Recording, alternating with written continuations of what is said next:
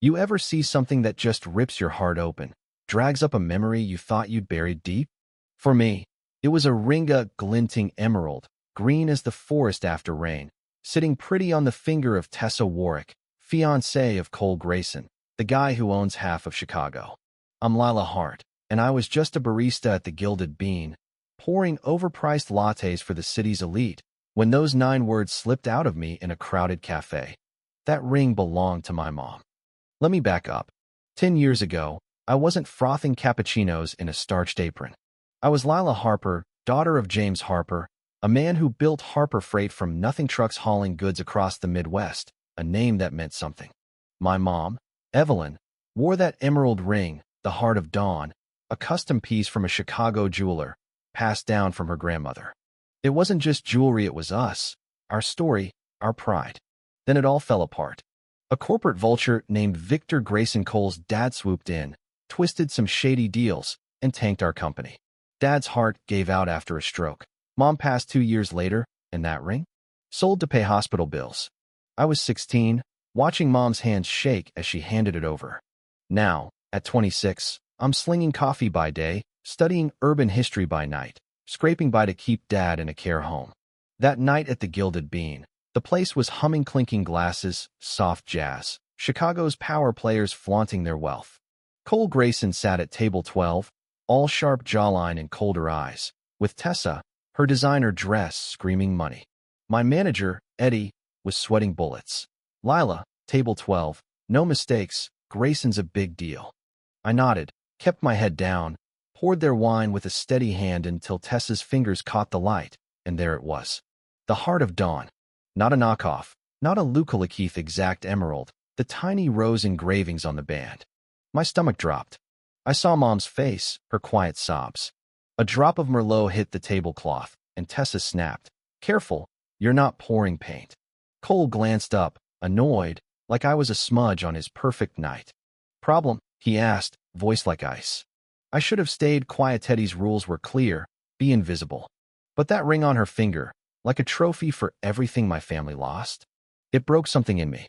I'm sorry, I said, voice shaking, meeting Cole's stare. That ringgit belonged to my mom. The cafe went dead quiet, like the air got sucked out. Tessa laughed, sharp and mean. This? Your mom? Sweetie, this is a Grayson heirloom, been in Cole's family forever. Maybe you saw it in a catalog. Her eyes raked over my apron, slicing me down to nothing. Cole's gaze was worse, pure menace. What's your game? Blackmail? Money? He hissed. I swallowed hard. I don't want anything. I know that ring. It's got an inscription inside, Semper Vivida, always alive. My dad's words to my mom. Tessa's smirk faltered. She twisted the ring, trying to peek inside. Cole grabbed her wrist, hard. Enough, he growled, but his eyes stayed on me, searching for the lie. There wasn't one. You've got 30 seconds, he said, voice low, lethal. Quit, grab your stuff, and get out. Or I'll make sure you never work in this city again. I'll bury you in lawsuits so deep your dad's care home won't see a dime. The room spun. I nodded, legs like jelly, and walked out, the weight of every stare burning my back. In 60 seconds, Cole Grayson crushed my life. I spent 3 days in a haze, dodging job listings. Me name was already poison. Dad's care home bills loomed like a guillotine. I visited him, held his frail hand, and lied about my day, anything to keep that flicker of pride in his eyes. Meanwhile, Cole was unraveling. That inscription, Semper Vivida, gnawed at him. He'd never checked the ring. His dad said it was Grandma's. But my eyes, raw with grief, weren't lying. He called his guy, Rafi, ex-FBI, and dug into me. The ring, Harper Freight. What he found gutted him. The Heart of Dawn, bought by my dad in '98 for Mom. Sold a decade ago in a shady deal to a shell company tied to Victor Grayson.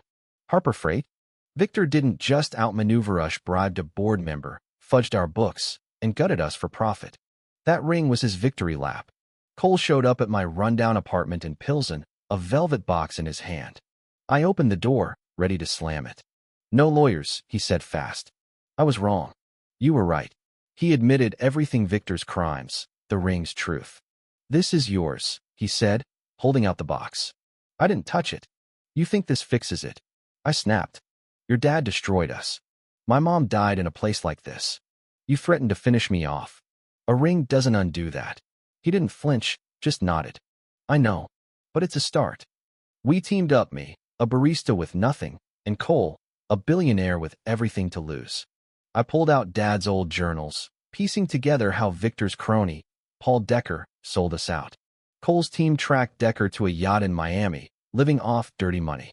We found our old CFO, Ellen Marsh, hiding in Wisconsin, guilt-ridden. She spilled it all. Victor blackmailed her to tank our numbers. With her affidavit and bank records, we had him.